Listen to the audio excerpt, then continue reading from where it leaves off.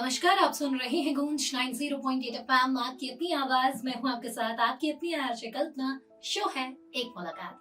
और ग्वालियर राइट्स, वैसे ग्वालियर का माहौल बदल चुका है, आप सभी को पता होगा एमपीएल होने जा रहा है ग्वालियर में।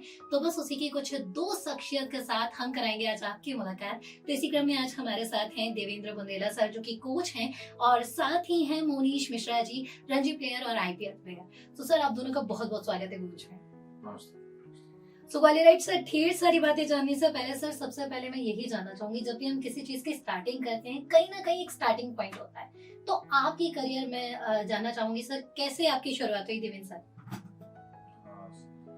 सबसे पहले सभी को मेरा नमस्कार। मुझे अच्छा लगा यहाँ आकर। और मेरे खेल की शुरुआत जैसे आम बच्चे करते हैं, क्लब में खेलना चालू किया। वहाँ से धीरे धीरे इंटरेस्ट जागा और फिर क्लब से एमपी अंडर 15 खेला, फिर वहाँ से अंडर 19 खेला, तो ऐसे और रणजी ट्रॉफी खेला, इंडिया ए खेला, तो ऐसे शुरुआत हुई। और आज सर नए टैलेंट को गढ़ रहे हैं, और ये अपने आप में एक बड़ा आपको कहीं ना कहीं सीख देता है कि आप जब सीखने की प्रोसेस में होते हैं और सीखने से सिखाने की प्रोसेस में जब आते हैं, तो वाकई बहुत सारी चीजें हैं जो बदल जाती हैं। मोनीश सर, मैं यही क्वेश्चन मेरा आपसे भी है कि जर्नी की शुरुआत तो हम सभी करते हैं, आपकी शुरुआत कैसे? जी, मेरे फादर स्पोर्ट्समैन रहे और उन्होंने हमेशा चाहा कि बेटा क्रिकेट खेले। उनका क्रिकेट एक सपना था। तो मुझे 9 इयर्स की एज से लेकर गए और मैंने क्लब क्रिकेट स्टार्ट किया।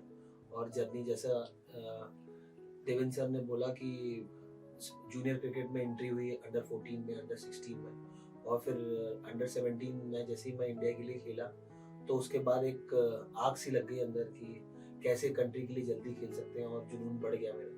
तो वो फिर जर्नी चलती चली गई और ऊपर वाले ने और मेरी मेहनत ने काफी अच्छे परफॉर्मेंस दी मुझे। जी देवेंद्र सर, जैसे कि ग्वालियर में एमपीएल होने जा रहा है, तो उस बारे में हमारे लिसनर्स को आप कुछ बोलिए। एमपीएल एक एमपीसीए की तरफ से एक फ्रेंचाइजी क्रिकेट की नई शुरुआत है जी। और बहुत अच्छी बात है कि ये ग्वालियर में हो रहा है। तो ग्वालियर के जितने भी क्रिकेट प्रेमी हैं वो मैच आके देखें।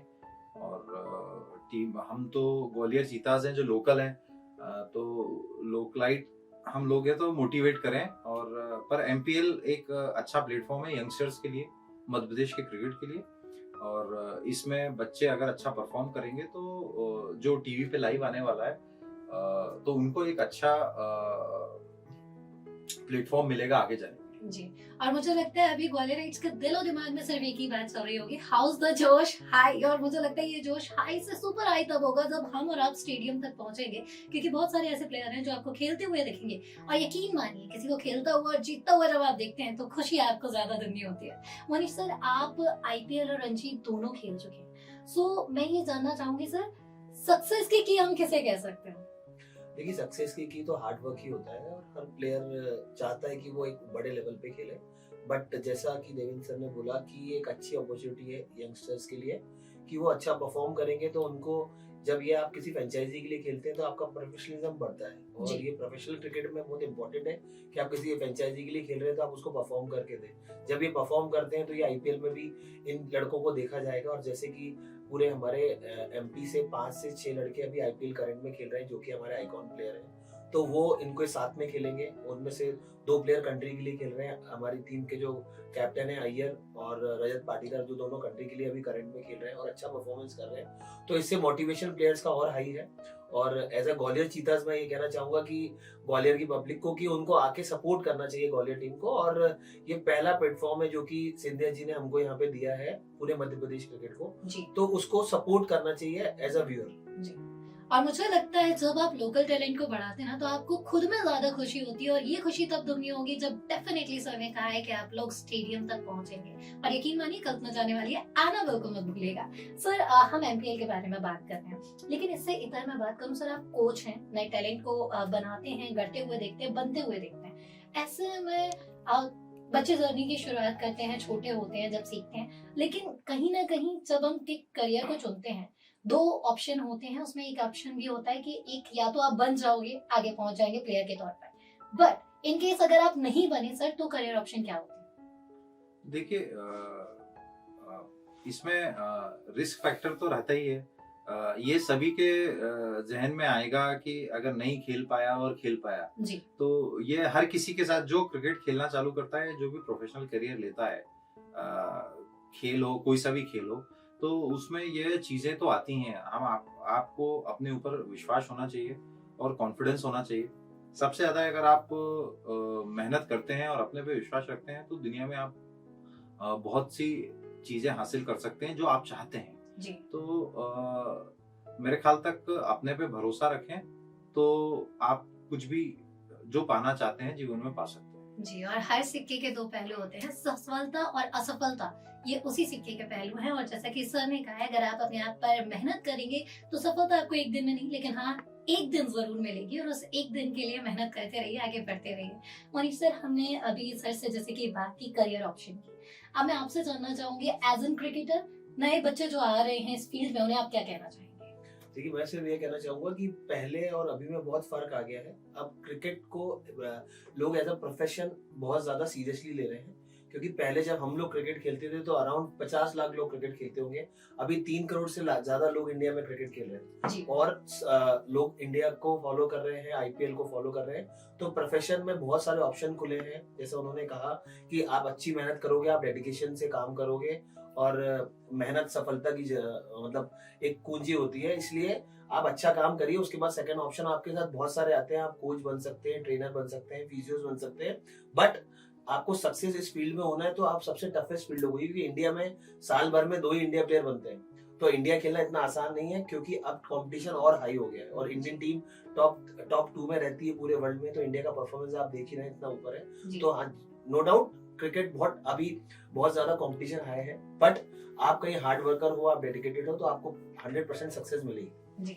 लेकिन लगे रहिए, कल मैं यही कहेगी, छोड़ना किसी भी चीज का समाधान नहीं होता, लेकिन आप अगर किसी भी चीज को कंटिन्यूअसली करते रहते हैं तो एक दिन आपको अपनी मेहनत का फल जरूर मिलेगा। सो सर, हम एमपीएल की जो हम बात कर रहे हैं, आज आप एमपीएल के प्रमोशन के लिए यहाँ पर आए हैं। मैं जानना चाहूंगी कब से कब तक ये मैचेस होने वाले हैं ग्वालियर में, और इसके टिकट्स अगर चाहें तो ये क्या सारी प्रोसेस रहने वाली है? ये 15 तारीख से 23 तारीख तक है, और नाइट मैचेस हैं जो 7:30 बजे से चालू होंगे। शंकरपुर जो सिंधिया स्टेडियम है, जी उसमें मैचेस हैं। तो बिल्कुल आएं, फैमिली के साथ आएं, मैच देखें, दोस्तों के साथ आएं, और सारी टीमों को प्रमोट करें। और स्पेशली जो लोकल हमारी टीम है ग्वालियर चीताज, अगर पब्लिक आएगी मैच देखेगी तो हमको काफी सपोर्ट मिलेगा। जी। और ग्वालियर में एक कहावत आपने सुनी होगी, चंबल के चीते अपने दम पे जीते हैं। तो वो जो कहावत है, मुझे लगता है कहीं ना कहीं यहाँ से बहुत रिलेट कर रही है। ग्वालियर चीता इन्होंने अपनी टीम का नाम रखा है, और हम चीते की वाली कहावत बचपन से सुनते आ रहे हैं। सो बहुत सारी चीजें हैं जो इस दौर में बदली हैं, और बदलते दौर में सर ने हमारे साथ कई सारी चीजें शेयर की क्रिकेट को लेकर। सो सर, जैसे कि मैं सर आपसे जानना चाहूंगी, देवेंद्र सर, हमने कई सारी बातें की हैं क्रिकेट को लेकर, लेकिन फिर भी अगर मैं जानना चाहूँ, अगर कोई नया बच्चा आए या इस फील्ड में आना चाहता है तो वो कैसे शुरुआत कर सकता है? देखिए, खेल तो हर मनुष्य के मन में है ही। खेल के बिना तो शायद हम अपने जीवन का सोच भी नहीं सकते। तो जो खेलना चाहते हैं वो उसमें टैलेंट भी होना बहुत जरूरी है। जैसे सब लोगों को, कोई पढ़ाई में बहुत अच्छा होता है, कोई फुटबॉल में बहुत अच्छा होता है, या कोई क्रिकेट में होता है, और अलग अलग फील्ड में है। सबसे पहले आप अपने टैलेंट को पहचानिए, आप क्या करना चाहते हैं। मुझे ऐसा नहीं लगता है कि अगर पूरी पब्लिक, ये सब लोग क्रिकेट चाहते हैं तो आपको भी क्रिकेट में ही जाना है। अगर आप जो आप दिल से करना चाहते हो उसमें भाग लो, और जो काम दिल से होगा शायद उसमें आप सक्सेसफुल जरूर हो। जी।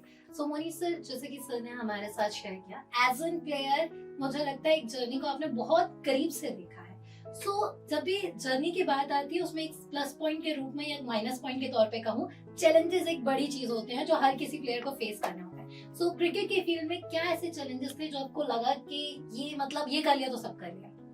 देखिए, क्या है, प्लेयर सक्सेस जब ही होता है जब उसका परफॉर्मेंस होता है, और हर प्लेयर चाहता है कि मैं हर बार परफॉर्मेंस में टॉप रहूं और मैं कंट्री के लिए खेलूं। बट चैलेंजेस हर बार नए आते हैं। कभी फिटनेस के चैलेंजेस आते हैं, कभी परफॉर्मेंस के चैलेंजेस आते हैं, कभी एडॉप्टेशन होता है कि हर मैच में आपको नए नए चैलेंजेस मिलते हैं। तो एक प्लेयर के लिए जर्नी ये रहती है कि उसको हार्ड वर्क करते रहना है। जैसे सचिन सर 20-22 साल हमारे कंट्री के लिए परफॉर्म करते रहे, तो इंजरी भी आई होगी, हर चीज लाइफ में आपको चैलेंजेस का रूप देगी। आप कितने कितने सिंसियर हो, कितने डिसिप्लिन हो और कितने हार्डवर्क हो, जो आज विराट कोहली करके दे रहे हैं कंट्री के लिए और हर फॉर्मेट में रन बना रहे हैं। तो प्लेयर स्पोर्ट्स हमें ये सिखाता है कि हमको रेगुलर वही काम करना है जो आप करते हुए आ रहे हो, और नेगेटिव कभी नहीं होना। नेगेटिव खराब टाइम सबकी जिंदगी में आता है, परफॉर्मेंस नहीं होता है, तो जो खराब टाइम से बाहर निकलता है उसको फिर अच्छे टाइम को एंजॉय करने में मजा आता है। तो मैं सिर्फ सभी बच्चों को यही कहना चाहूंगा कि आप क्रिकेट को प्रोफेशन चुनते हैं तो आप हार्ड वर्क कीजिए, बट जैसा कि देवेंद्र सर ने बोला कि टैलेंट एक बहुत इंपॉर्टेंट चीज है किसी भी गेम में जाने के लिए। तो आप खेलिए लेकिन गेम से जुड़े रहिए, स्पोर्ट्स बहुत जरूरी है। And yes, ups and downs are the part of life, लेकिन आप उन अप्स एंड डाउन्स को कैसे लेते हैं, this is the art of life. और मुझे लगता है ग्वालियर कला का शहर है, ग्वालियर के लोग कलाकार भी कुछ ज्यादा हैं। सो सर, आज हमने आपसे कई सारी बातें की, कई सारी चीजों को जाना। जाते जाते ग्वालियर राइट से क्या कहना चाहिए? सबसे पहले तो मैं ये कहना चाहूंगा कि जो अभी मैंने पहले भी बोला है कि मैचेस देखने आए और ग्वालियर चीता को सपोर्ट करें और दूसरी टीमों को भी सपोर्ट करें। तो वो खेल को सपोर्ट करना है, बेसिकली खेल को सपोर्ट करें, उत्साह से मैच देखें, तो हम लोगों को भी काफी अच्छा लगेगा और हम भी मोटिवेट होंगे। जी, आप सर क्या कहना चाहेंगे मनीष सर? सर ने सब कंप्लीट किया है, बट मेरा ये कहना है कि जैसे सिंधिया जी ने, ग्वालियर डिवीजन ने और एमपीसी ने मिलकर ये टूर्नामेंट ऑर्गेनाइज किया है, तो एक बहुत अच्छी अपॉर्चुनिटी है प्लेयर्स के लिए, वैसे व्यूअर्स के लिए भी अच्छी अपॉर्चुनिटी कि ये इस लीग को आगे से आगे लेके जाएं, बड़ा बनाएं और आप लोग मैच को एंजॉय करें और ग्वालियर चीता को स्पेशली सपोर्ट करें। जी, सो सर ने सारी इंफॉर्मेशन हमारे साथ शेयर कर दी है, लेकिन आप अगर इसके बारे में, एमपीएल के बारे में ज्यादा जानकारी चाहते हैं तो आपको गूंज 90.8 FM के इंस्टाग्राम पेज पर मिल जाएगी। तो जुड़े रहिए और सुनते रहिए। तो ग्वालियर राइट, ये था एक मुलाकात में आज का सफर। अगले हफ्ते फिर होगी आपसे मुलाकात एक नए मेहमान के साथ। तब तक कहीं मत जाइए, सुनते रहिए कल्पना के साथ गूंज 90.8 FM, आपकी अपनी आवाज। Thank you so much.